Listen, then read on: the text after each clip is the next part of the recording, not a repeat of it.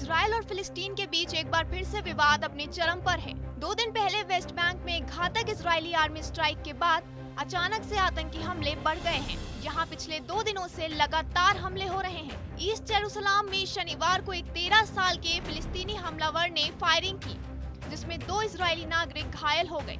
घायल हुए नागरिक पिता पुत्र बताए जा रहे हैं। वहीं इजरायली सुरक्षा बलों ने वक्त रहते हमलावर को गिरफ्तार कर लिया। पुलिस ने कहा कि उसने जवाबी कार्रवाई कर 13 वर्षीय हमलावर को पकड़ लिया और उसे घायल अवस्था में अस्पताल ले जाया गया।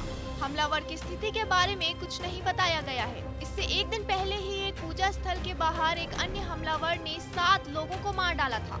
साल 2008 के बाद शहर में ये सबसे घातक हमला था। ये घटना ऐसे समय हुई जब एक दिन बाद ही अमेरिका के विदेश मंत्री एंटनी ब्लिंकन क्षेत्र का दौरा करने वाले हैं। इजराइल में हिंसा और गाजा से रॉकेट हमलों के बाद प्रधानमंत्री बेंजामिन नेतन्याहू और उनके कैबिनेट फिलिस्तीन पर काफी आक्रामक हैं। फिलिस्तीन को करारा जवाब देने के लिए बेंजामिन ने कैबिनेट की बैठक बुलाई, जिसमें फिलिस्तीन का $4 करोड़ का टैक्स रेवेन्यू रोक दिया।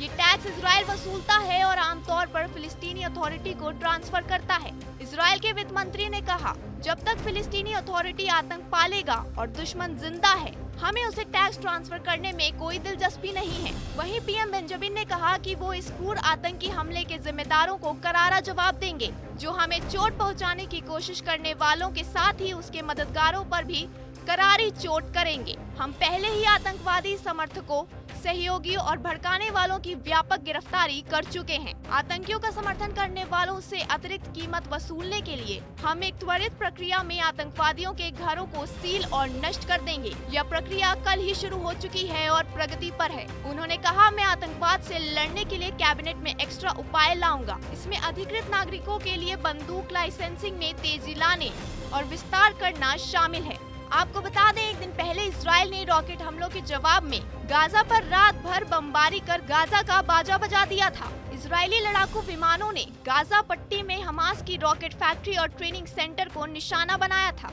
हमास ने वेस्ट बैंक के जेनिन शरारती शिविर में इजरायली सेना के साथ हुए मुठभेड़ में 10 फिलिस्तीनी नागरिकों के मारे जाने के जवाब में रॉकेट दागे थे। इजराइल में हिंसा ऐसे वक्त पर बढ़ी है जब अगले हफ्ते अमेरिकी विदेश मंत्री एंटनी ब्लिंकन इजराइल का दौरा करने वाले हैं। अमेरिका को इजराइल का करीबी माना जाता है। ऐसे में फिलिस्तीनी इस यात्रा से पहले पूरी दुनिया का ध्यान अपनी ओर खींचना चाहता है। इजराइल ने दावा किया था उसने इंटेलिजेंस इनपुट के बाद जेनिन कैंप पर छापेमारी की थी।